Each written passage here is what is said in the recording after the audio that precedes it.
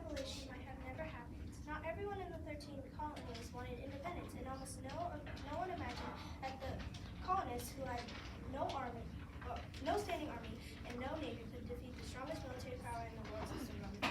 And when we look back across the centuries, great events of history sometimes seem neat and orderly, planned out in advance, but many times the small events that led to great ones were disorderly and accidental, and the Boston Massacre was one of those. Neither side meant for there to be bloodshed. March 5th, 1770. In Boston, Massachusetts. A wet snow had fallen overnight. Perfect for making snowballs. Look, a crowd is gathering around the customs house. That's where the money from the hated taxes is stored. A single sentry stands guard.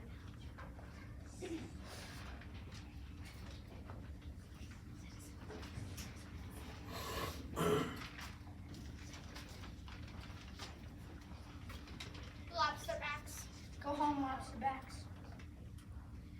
They called the British soldiers lobsterbacks because of their red coats. In those days, lobsters weren't considered a delicacy. Lobsters were everywhere around the shore, and in minutes you could pick up more than you could carry. Only the very poor people ate them, and others used them for fertilizer. The British are thieves, tyrants.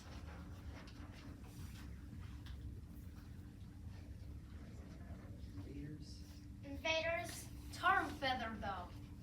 Lobsterbacks. Actually, the common British soldier wanted to be friendly with the American colonists. The British soldiers did not want to be carried so far away from their homes. But the colonists saw them as an occupying army, which they were. It was an impossible situation. The current of events was moving too quickly for anyone to control. Go away, thugs. Thugs? He calls us thugs? If he had invaded London, then he might rightly call us thugs. Uh-oh, now they're starting to throw snowballs at us.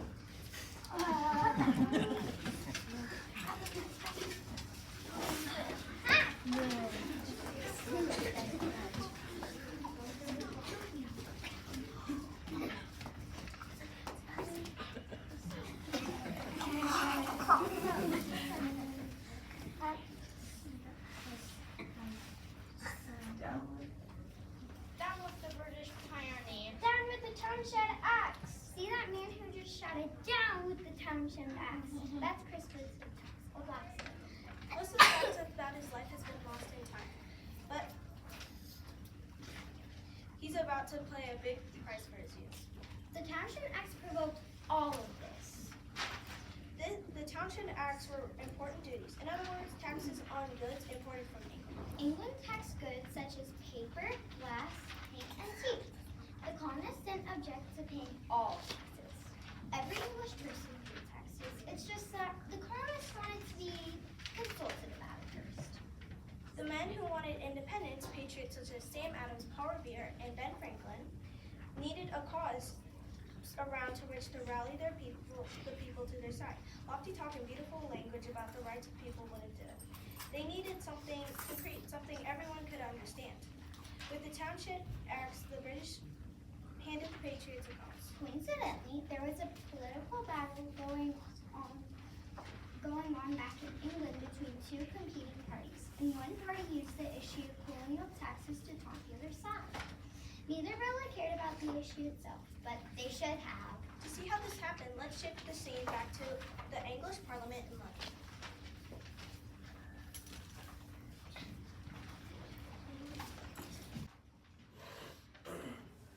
You're cowards. You're afraid of Americans. You dare not tax Americans. Do I fear Americans? No. Am I a coward? Dare I not tax America? You, Townshend, I wish to God I could see it. By God, you will see it. It's interesting to wonder, what may have happened if the British had behaved a little more diplomatically, or more intelligent, toward their colonies in America? But the colonies, especially those so far away, were expensive to maintain. Lord Grenville, looking for a cause to help him get reelected, found a popular one in the idea that the colonies should help pay for the tea. It wasn't a smart move, but Lord Townshend jumped at it. That led straight to trouble and back to Boston. As you can see, the angry crowd has grown.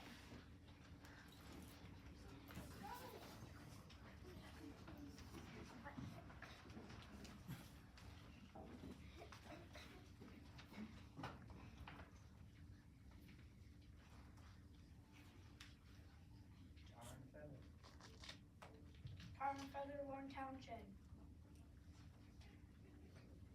Stop throwing things, you rabble, or I'll shoot in defense, in self-defense. Well, that shows That shows what you know. we're down We're as in good. these past 3 years. Good. May he rot. May all England rot. Stop throwing things, you rabble, or I'll shoot in defense. Defense? We're the ones who need defense against you. Here comes John Gray. Break it up, everyone. Go home. John Gray owns that rope making shop over there. Many merchants were against independence because they thought it would be bad for business. Break it up, everyone. Go home. Leave that sentry alone, or there'll be trouble. You're a traitor, Gray. He's not a traitor. You're the traitor. You betrayed England and your king. Tarn feather King George! Hey, you watch your mouth. Down with England! Break it up. Break it up, everyone. I say. They're throwing snowballs again. And rocks. Oh, and here comes the officer. Oh my God. It's Thomas Preston, captain of the guard. Disperse your troublemaker. Disperse at once or I'll call on the guard. Look, he's drawing his sword. He means to attack us. A rock hits the captain. Now it's going to turn serious. Stop this.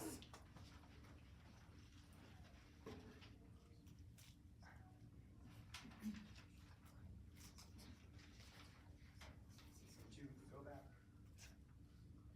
Go back. Citizen 2, and supervise your British soldiers. They're probably loafing. Send in the guard. Here they come. 1, 2, 3, 5, 8. 8 soldiers, and they're armed for battle. Captain Preston takes place at the head of the line.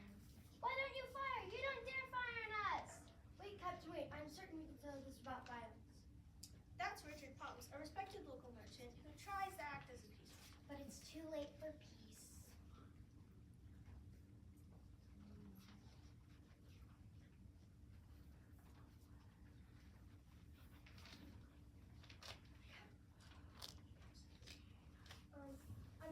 Sir, I trust you mean no harm to these people.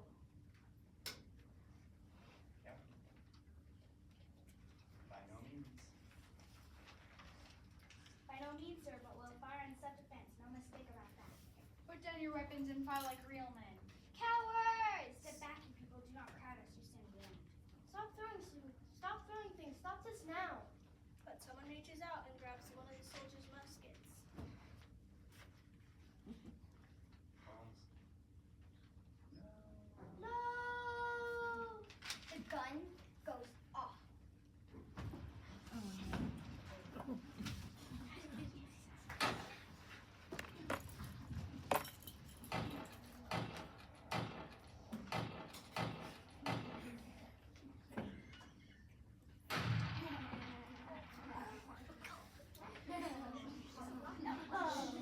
Then all the soldiers fire. It happened. The first bloodshed in the war hasn't even started. My people are dead, including Crispus Attucks, and several others are wounded. The wounded and dead are carried from the street. Captain Preston seems panic-stricken. He didn't mean for this, and he'll have to answer for it. He's marching his men away, screaming at them as the gun smoke fades into the cold winter breeze. I told you guys not to shoot. What are you doing? But the story didn't end there. Captain Preston and his men were placed on trial for murder. One of the most famous patriots, John Adams, volunteered to defend him. How can you defend them, Adams? They killed Americans in cold blood. I do it not because I love England, but because I love liberty. There can be no liberty if the right to a fair trial is denied to anyone. The soldiers were found guilty of manslaughter by a jury of Bostonians and given any token punishment. That was a fair verdict because to be guilty of murder, you must have intended to kill a person. That wasn't the soldiers' intention. And besides, they're provoked by an angry crowd. Nobody in that crowd deserved to get shot. But without them, their words and their actions, the incident would have never happened. I hope you're happy, Whether it serves or aims or not, it is all that matters in the telescope. John's right. How can we accuse the English of taking away our rights and then turn around and do the same to our citizens? The radical patriot Samuel Adams agreed with his cousin John completely on everything, including the right to resist injustice entirely. The right of freedom. But Sam believed that to attain freedom, you need to stretch the truth. He stretched it a lot. Let's move outside and you'll see what I mean. What are the citizens of Boston? Get the Waves by Sam Adams. Eyewitness to massacre innocent blood crying to God from the streets of Boston. By Sam Adams, get one while they last. Sam also encouraged his friend Paul Revere to engrave a picture of the shooting on top of the plane so that it could be printed on paper and widely distributed. It showed a line of British soldiers intentionally firing into a crowd of respectable, unarmed citizens. This picture became the truth to most colonists. That's what propaganda is all about. Sam Adams was a true radical, but then the idea that he and the other patriots believed in was also radical in those days. The idea was this: the general public should and could choose their own leaders. Oh, by the way, on March 5th, 1770, the very day of the Boston Massacre, the English Parliament repealed the Townshend Acts. The good news about the taxes would reach American shores several weeks too late.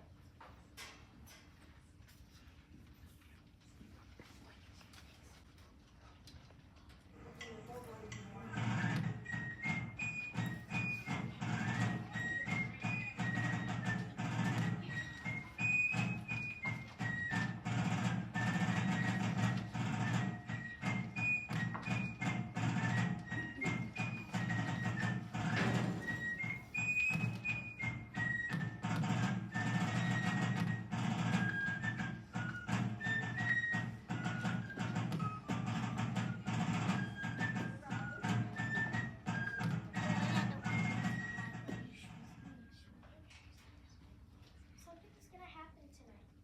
I don't know what, but you feel the tension and excitement in the cold air. The streets of Boston, normally quiet on a winter evening, are crowded with people. Some are milling about, others are in small groups arguing among themselves, and still others are shouting anti-British slogans.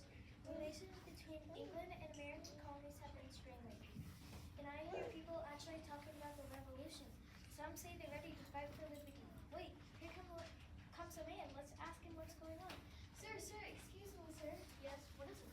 I was wondering, sir, if you could tell me what's going on tonight. Who are you? I'm the narrator. Well, I'm in something of a rush. I was wondering if you could tell me what's going on here tonight.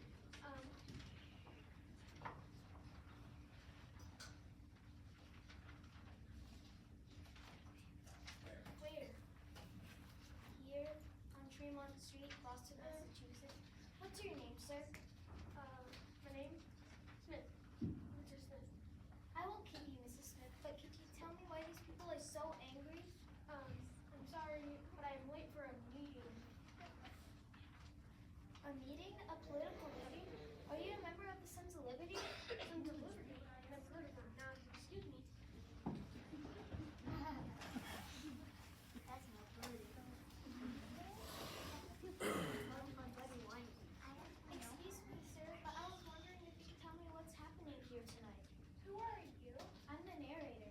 Oh, how do you do, sir? I'm Mr. Smith. Smith? There are a lot of Smiths in Boston. As narrator, aren't you supposed to know everything? There are many different kinds of narrators. Haven't you heard of the tea tax? I've heard of it, The British are trying to punish us as though we were rude children. We'll show. Oh, the tea tax. Yes, we were talking about the tea tax. Last summer, England passed the Tea Act. It gave the West India Company, a trade company, the right to determine who could sell tea in the colonies and who couldn't. Only those who professed loyalty to the crown could sell tea. Since 1 million of us colonists drink tea twice a day, that amounts to a lot of money. But that's not the main point. The main point is, if Parliament can control who sells tea, it can control who sells anything in the colonies. Then, Mr. Smith, sir, do you advocate a complete break with England? A complete break? Independence? Why? That would be treason. We're honorable people. England will come to her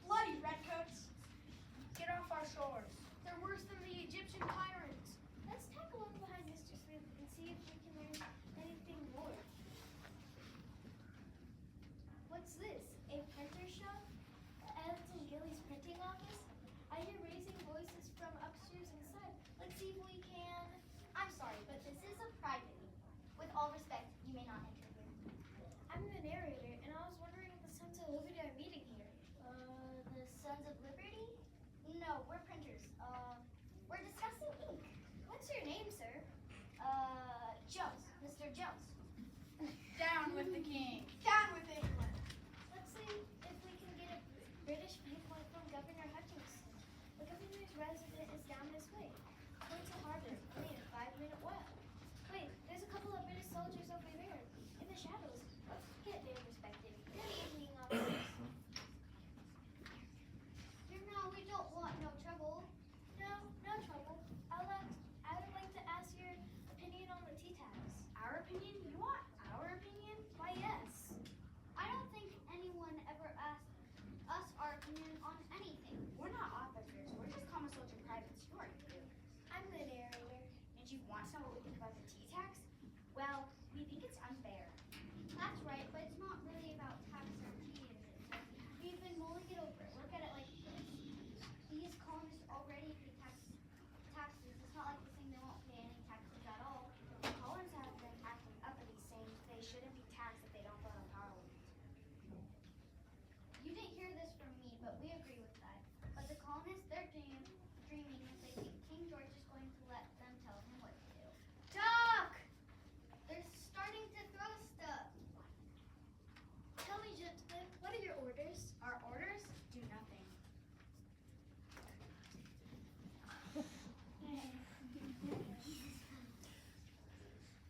We avoid trouble no matter what. Trouble. If it comes down to violence, we're gonna have to shoot these people, even if we agree with them. No one's gonna ask our opinions on it. Excuse us, we better move along. Let's go into Governor Hutchinson's house and hear what he has to say. First of all, I do not represent the British people. I support it. I am a Massachusetts man. I have steadfastly opposed the stern by the crown thus far. But you must remember one fact. We are all Englishmen, and such we are to the subject to the laws of Parliament and the crown. If we do not like those laws, then we may petition Parliament with our grievances. But in the meantime, we must abide them. Some colonists say they should not be taxed by Parliament, since they have no leader to represent them in Parliament. No taxation without representation is how they put it. The Sons of Liberty are saying that taxation without representation is tyranny. The Sons of Liberty? Don't talk to me about the Sons of Liberty. They're radicals. Look out there. Look at the mobs.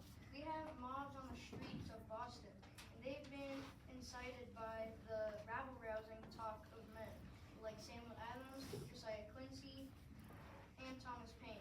They're radicals. Every one of those Sons of Liberty. Their cause is treason.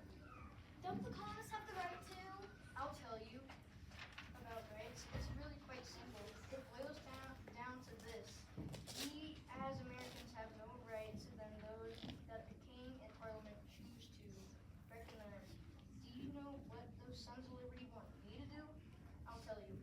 They've demanded that I send those 3 tea ships anchored in the harbor back to England. They demand that I do this as a protest against the Tea Acts. Are you going to do it? I most assuredly am not. Those ships have already cleared customs. It would be against the law. Now, if you'll excuse me, I have to work even this late hour. There's a mob on my streets.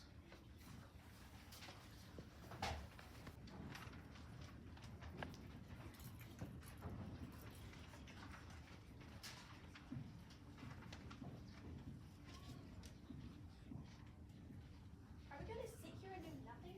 No! Nay! Are we going to sit by while tyrants heap insult on injury?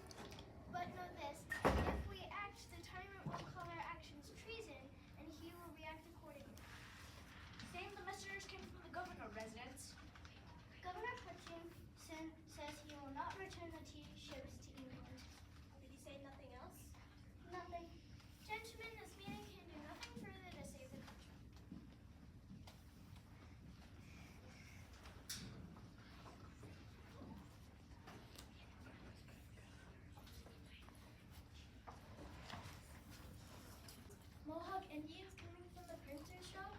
It couldn't be. They're carrying clubs and tomahawks. And they're white men in disguise. They've darkened their faces with soot. They're hurrying down Fremont Street. Something's gonna happen. Sir, what's going on here? Step aside, step aside. We have no time to talk now. But why are you dressed like that? We're going to see how the king's tea mixes with salt water. What? Salt water? You mean, wait, other men in disguise are joining from the side streets? They're heading for the harbor. I wonder, sir, excuse me, sir. Do you intend to attack the tea ships? We mean no harm. We mean harm to King George's tea. They're running now. I'll try to keep up. Oh no, there's an armed sentry at the head of Griffin's Ward. He's leveled his musket. Is there going to be violence? Oh, who are you then? What do you want? We want nothing from you. We ask you to step aside. We want no bloodshed. But as you can see, you are far outnumbered. We ask you to step aside. Everyone is tense. What's going to happen? Wait, Sentry has lowered his rifles. He's letting the men pass. Now they're boarding the ship. They actually need to do this. There's another sentry on the deck. You may not board here. A good evening to you, sir. As you can plainly see, you are outnumbered. And since we mean no harm, we request you lower your musket and let us get on with our business. Your business is treason, sir. So it is, but we will conduct it. If you damage my ship, my captain will not go easy on that. If I had time, I'd polish her. They are all going aboard now. I think I know what they're going to do. Yes, they're throwing bales of tea over the side into the harbor. They're sweeping the decks clean. Just strange sight this night in Boston. A clean ship sees the men dressed as mohawks. I can see them on the deck, outlining us pale and dirty, as hundreds of pounds of tea drift away on the tide. Rally, Mohawks, take out your axes. Tell King George we'll pay no taxes. Rally, Mohawks, take out your axes. Tell King George we'll pay no taxes. Rally, Mohawks, take out your axes. Tell King George we'll pay no taxes.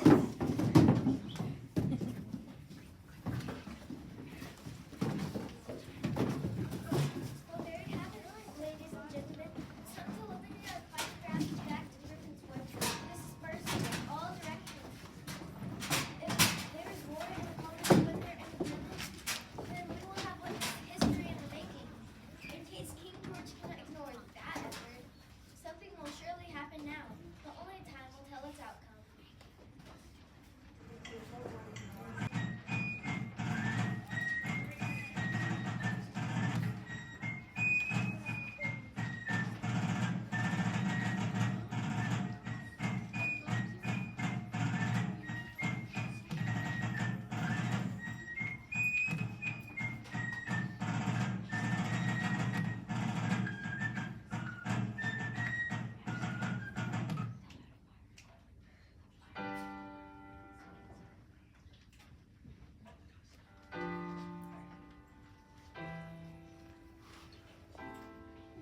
You say the price of my love is not a price that you're willing to pay. You cry in your tea, but you hurl in the sea when you see me go by. Why so sad? Remember we made an arrangement when you went away. Now you're making me mad. Remember, despite our estrangement, I'm your man. You'll be back, soon you'll see. You remember you belong to me. You'll be back, time will tell. You remember that I served you well. Oceans rise, empires fall. We have seen each other through it all. And when push comes to shove, I will send a fully armed battalion to remind you of my love. Da da da da da da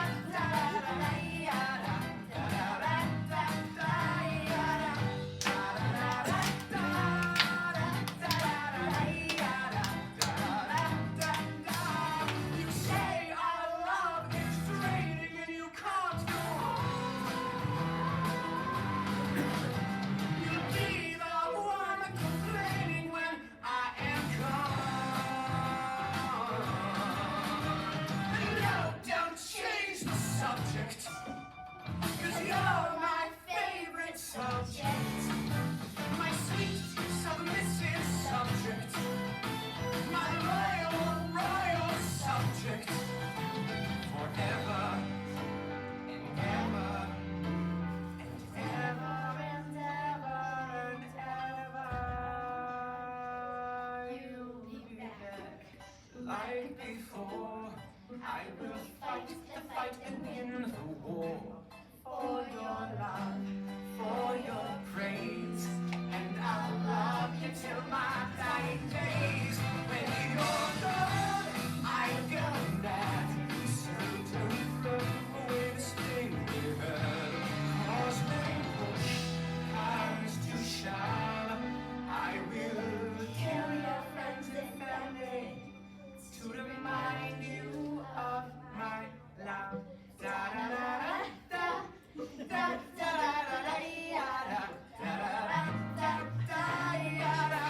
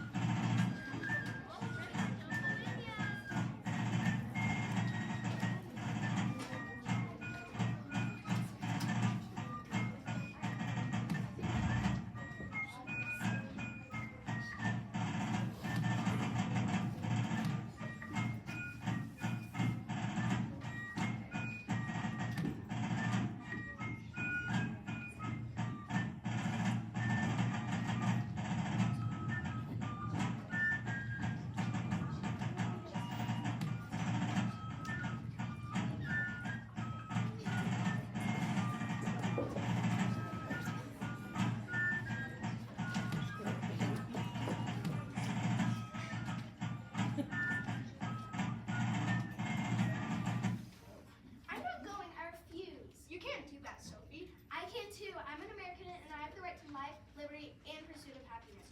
Going across the river to Gloucester won't make me happy. You can't just stay here by yourself, Sophie. You have no choice but to come with me. Besides, you'll have a good time. No, I won't. You'll be with Mrs. Lang and help me take care of her baby. She needs my help. Her husband's fighting with General Washington, and her baby's been sick. She's lonely. Our father's fighting with General Washington too. Uh-oh, somebody's got a stubborn look on her face. What am I interrupting? Sophie's exercising her rights as an American. She's revolting. I am not. What are your revolting against, Sophie? Taxes, tea? Going to Gloucester to visit Mrs. Lang and her wailing baby.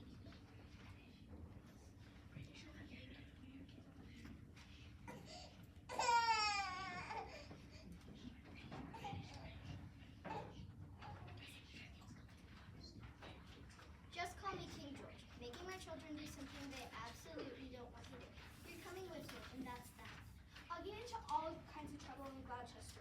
They'll always be telling me to stop doing what I'm doing, or looking for me, or them. And what should I do? Leave you here by yourself? No, I promised Miss Lang, and I don't go back on my word. But, Sophie, that's enough. Go upstairs and pack your things, then help your brother pack. And I thought we were friends. I'm tired. Sophie! You might have your hands full with Miss Lang and her child and Sophie and Venom just rattling around the house. Why don't you listen to me while you're gone? Are you sure?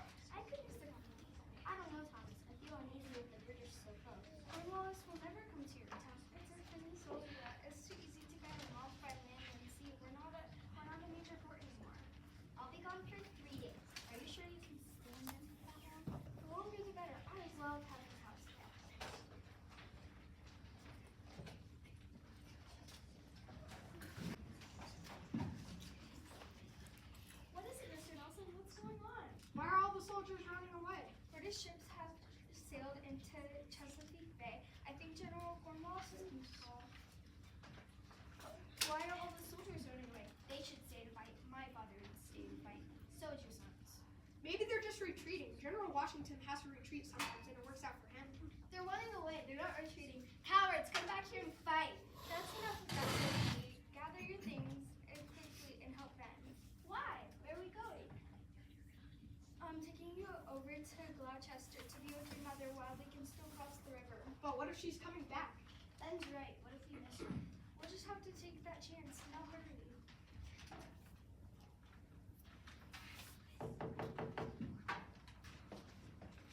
Pardon the intrusion, Mr. Nelson. General Charles Cornwallis here. I'm afraid you're going to be seeing quite a lot of my men and me. We're occupying your home. Oh, no, you're not. You don't have the right to come in here and... Sophie! You must be one of those patriotic American firebrands I keep hearing so much about. You're not wanted here. You should take your bed and go home. I will soon enough. Now! Yeah, get going now. Sophie, Ben, being patriotic doesn't mean being rude. If my presence is so alarming, then you may go. I won't hold you here. Their No. mother is in... Their mother is in Gloucester. If the children have safe passage there. Certainly. I'm not leaving. Me neither. General Washington won't let you get away with this. He's hundreds of miles away in New York. I don't think your general has time to worry about what's going on here. Mr. Nelson, I'd like a bath and then I'd have my cook prepare lunch. You and Sophie and Ben will join me, I hope. I won't. I'm not either. High-spirited children. Too bad your army doesn't have their courage, Mr. Nelson. I don't believe I'll be having lunch with you, sir. I must look for the children.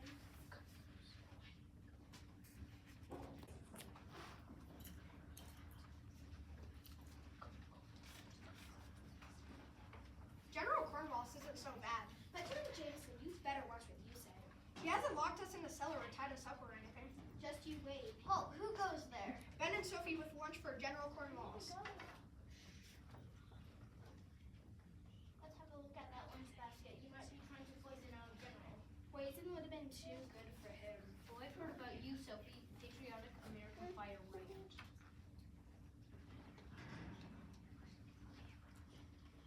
Here you are. I was beginning to think you had run off again. Sophie wanted to, but The French have scared off your warships. They've blocked Chesapeake Bay. It's only a matter of time before Washington. Then you'll be sorry. I'm looking forward to meeting your General Washington. Hey, where are all those sharp sticks pointing out of the fort for? Looks like a crown of sticks or something. They're very good for keeping the enemy away. And do you see the hole in the side? That's where we'll stick the cannons. We've got 10 of these forts, all in a semicircle around Yorktown. We've got more forts further out. I'm afraid you Americans will have a hard time taking Yorktown. You shouldn't be telling us these things. We might be spies. Better watch out, General, sir. He might be a spy. Enemies been sighted, sir. Walking down the road from Williamsburg. There could be 15,000 of them or more. Steady, men, steady. Wait until they come closer, then we'll let our cannons speak for us. Soldier, escort Miss and Mr. Jameson back to Nelson's house. Please. I told you General Washington would come.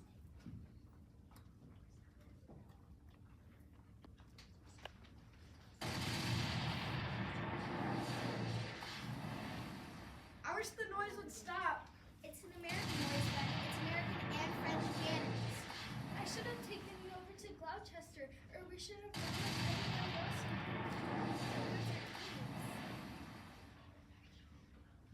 A white flag from the American side. You're all right. Good. General Washington has asked for you. It seems he wants to knock down your house, Mr. Nelson, but not you and your guests. My men will take you as far as the town gates. We'll hold our fire until you're safely in Washington's camp. Thank you, sir. You're a real gentleman. I'm sorry, you're on the wrong side, General Cornwallis, or I would like you. You and Sophie have taught me quite a lot about Americans and what they want. Miss Jameson, it was my pleasure. I'm very glad to leave you, General Cornwallis, but Ben's right. I might like you if you're on my side. Good luck to all of you. I doubt we'll meet again.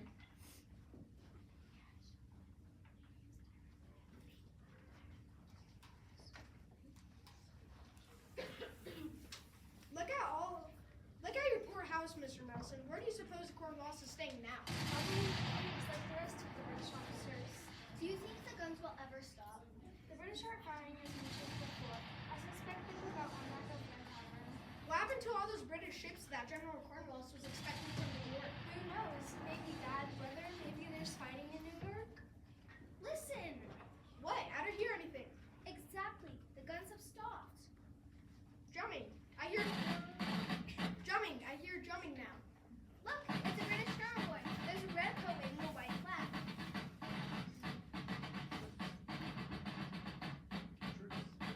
A truce.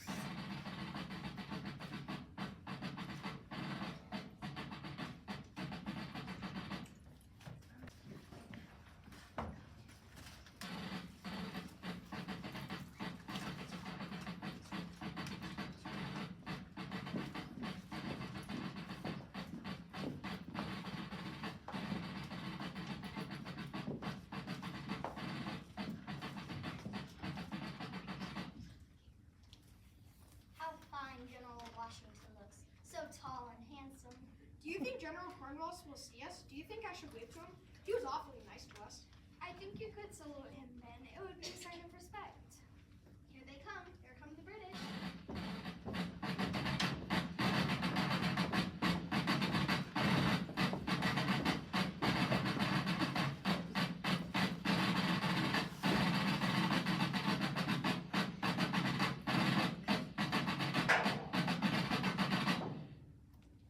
Where's General Cornwallis? I don't see him. They're ignoring us. They're refusing to look at our soldiers. A Yankee Doodle Dandy. Doodle went to town, riding on a pony. Stuck a feather in his hat and called it macaroni. Yankee Doodle went to town, riding on a pony. Stuck a feather in his hat and called it macaroni. Yankee Doodle, keep it up, Yankee Doodle dandy. Mind the music and the step, and with the girls be handy. Lafayette's taken care of that. He's forced the Redcoats to look. But look, the British officer's going to Russia, about to surrender. He's turned his back on General Washington. I'm General Charles O'Hare. General Cornwallis has been taken and I'll be acting in his place. In that case, you may surrender to my second in command, Major General Benjamin Lincoln. General O'Hare, the soldiers will lay down their guns and do an about face and march back to Yorktown. Forward march. Ground arms, about face, forward march.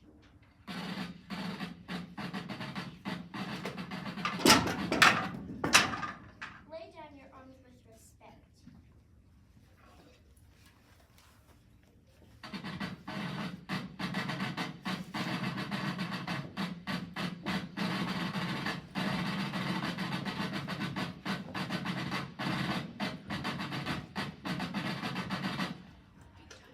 I feel kind of sorry for the British. Let's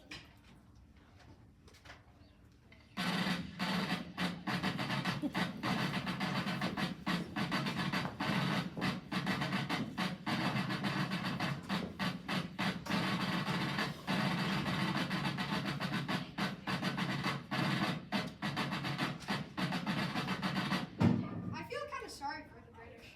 What's going to happen to Cornwallis? Why, Sophie? I believe you like the general. I know. I'm just feeling sorry for him for getting beaten so badly. I tried to tell him it was of no use. She did try to warn him. It's true. I can imagine. Well, let's go home, children. Let's see if there's anything left in our house. Poor Yorktown, all full of holes and broken chimneys. Poor Cornwallis. The next time I'm going anywhere, you two are coming with me, no matter what.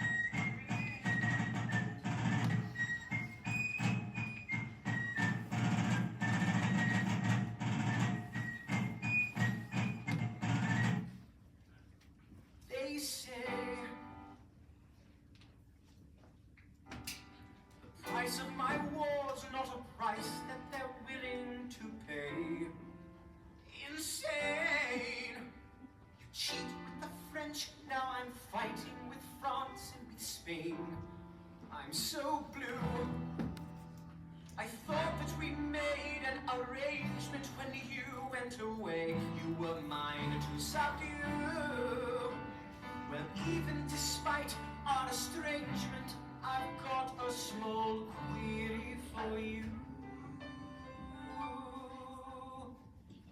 What comes next? You've been freed. Do you know how hard it is to lead? You're on your own. Awesome. Wow. Do you have a clue what happens now? Oceans rise, empires fall. It's much harder when it's all your core. All alone, across the sea. When your people say they hate you, don't come crawling back to me. Da da da da da da da da da da da da da da da. You're on your own.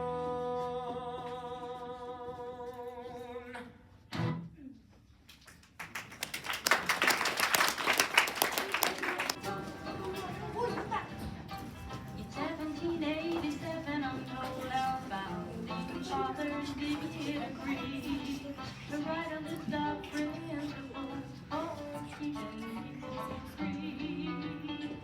The USA was just starting out a brand new country, and so our people spelled it out, the things that we should be.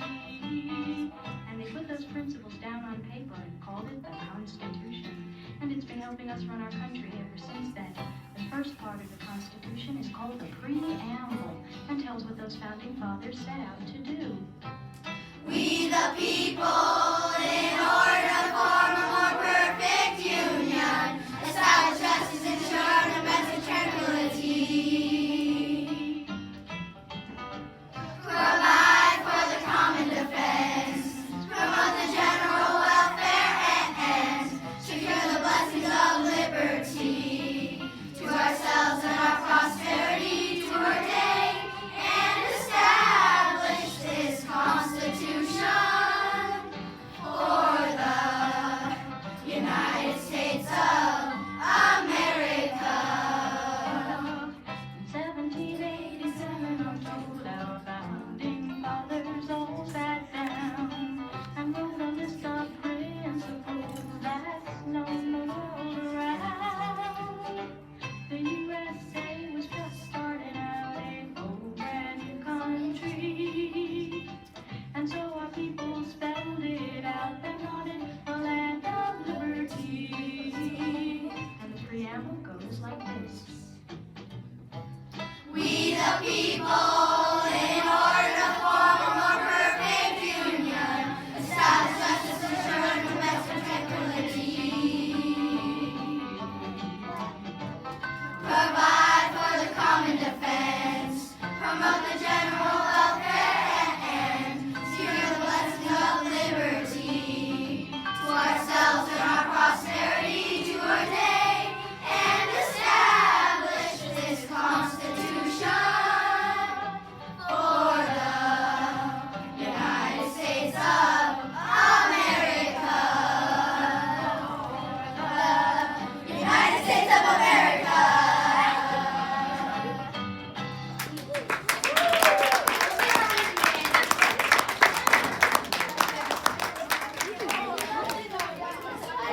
Our fifth grade production.